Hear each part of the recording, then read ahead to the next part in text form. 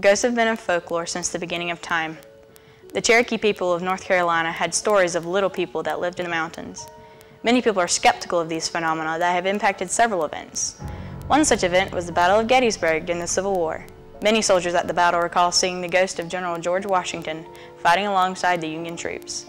The Union troops believed that George Washington was trying to salvage the Union that he had fought so hard to make happen from beyond the grave. In the Appalachian Mountains, the famous man, John Henry, has been seen carving the tunnel and racing the long-gone steam driller. Flashes of light like steel hitting solid rock have been seen. Even the echoing pounding of his 20-pound hammer that has long since ceased its work has been heard by visitors to the tunnel. Even our great president, Abraham Lincoln, has been seen in the White House. He was seen in his bedroom by Eleanor Roosevelt and her husband, President F.D. Roosevelt. Honest Abe has been seen by many of the other presidents as well. If you carefully look at his former bedroom window or the Oval Office window, you might just see our beloved 16th president smiling down at you as he stands his eternal vigil in his beloved nation's capital. Do our loved ones stay with us after they've gone to the grave? Do they want to leave us behind? Do they know they're dead? I'll leave this to you to figure out for yourself.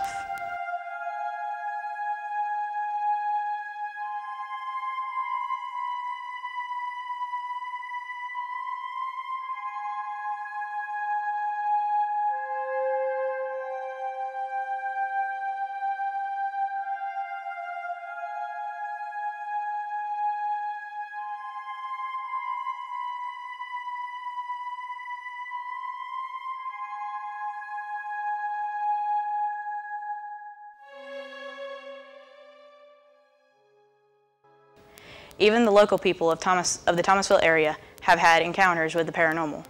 Some would keep it a secret. Others, without fear of ridicule, will tell people that they believe in the existence of ghosts and that they have seen a ghost for themselves. They want people to know about what they have seen that no one can decipher for them. Miss Angela Lynch is here to tell us what she has experienced and what she believes to be true. I've never had anything happen to me like you see in the movies. The Casper the Friendly Ghost thing. I've never had anything fly at me, anything touch me. I've never seen a shape or an outline. But there are things that have happened that I don't know how to explain. I like to think that I believe in possibilities. I believe that ghosts could exist. If you want to call what I've experienced a ghost encounter, then yeah, I'm going to say that I believe. I've had some things happen that I don't know how to explain other than to say that it wasn't a live human being that did it. So yeah. One event that happened, it was me by myself. There was no one else present. And then other things that happened, there was another person present, so I was not the only one there. I think it was more like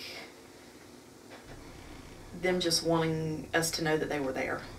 I didn't feel scared. I didn't have the hair on the back of the neck raise up. It wasn't a frightening thing. It was just, why did it happen? And it wasn't a scary thing at all. I think that there may be a possibility that they have some unresolved issues, that maybe they had to pass away before their time, if there was something very tragic about the way that they died. Maybe they do need someone to tell them it's okay to go wherever that they go when they're done being a ghost. I don't know. I grew up listening to my grandmother tell ghost stories, my grandfather too, and then never had anything happen to me as a child. And then whenever I grew up, I had a couple of small incidents happen. I'd like to think that I've learned that there is a possibility that there's something out there. Don't forget about me. That's what I got out of it. It wasn't a scary thing at all.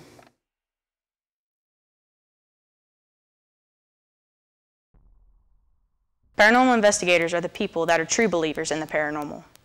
These are the people that skeptics think are either insane or just looking for attention. Actually, paranormal investigators are looking for the reason why people believe a place is haunted or if the place is really haunted in the first place. They also look for the proof that what they believe actually exists. Miss Betty Davis of Big Bend Ghost Trackers is here to give her experiences while in the field investigating. As a professional paranormal investigator, my primary objective is to validate my findings. And I would think that probably the most evidence that I have gotten, that the remarkable evidence I've gotten to prove that there most likely is life on the other side, is video evidence.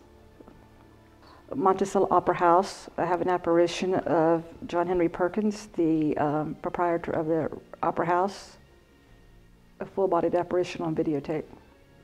All my life I'd had paranormal encounters beginning as a young child at my grandmother's house. I would see a young boy about the same age I was, and we would play together in her backyard. And I was probably 5 or 6 years old before I realized that other people did not see him. Well, I believe, based upon the collective data of more than 100 investigations, that life does go on, that death is not the end. I have visual evidence, I have photographic evidence, as well as the video evidence, audio evidence from electronic voice phenomena. I've had from just the senses, I've been touched, I have felt something with spider web effect, like someone was trying to walk through me, I'd walk through something, significant cold spots, just a variety of evidence that leads me to believe that life does go on, that death is not the end. I started Big Bend Ghost Trackers originally in March of 2000 as a forum for people that were having other psychic or paranormal encounters that could get together in an environment where they were not thought of as weird or strange and share their experiences. That's originally how it started. From there, we were asked to do paranormal investigations. I think one of the most exciting ones was at the Palmer House, which is actually based upon our research and collective data. We believe that is the most haunted house in the South's most haunted small town, Monticello, Florida. We actually, several people during a film crew, film shoot, actually saw an apparition of Mr. Palmer, Dr. Palmer, Dr. Daphne Palmer. We also felt a significant drop in temperature, which could be a calling card of a ghost. I believe that if you really want to know if that death is not the end, that life does go on, that it's something that, or a passion or a hobby that you may want to pursue, just always be very mindful that if you started investigating the other side, that you've got the good as well as the bad. And before you start any ghost investigation or ghost hunt, one of the things that you want to do is form a circle of protection. As Ghost Trackers, we just simply, join in a circle, and we recite the Lord's Prayer, because we believe that an ounce of prevention is worth a pound of cure.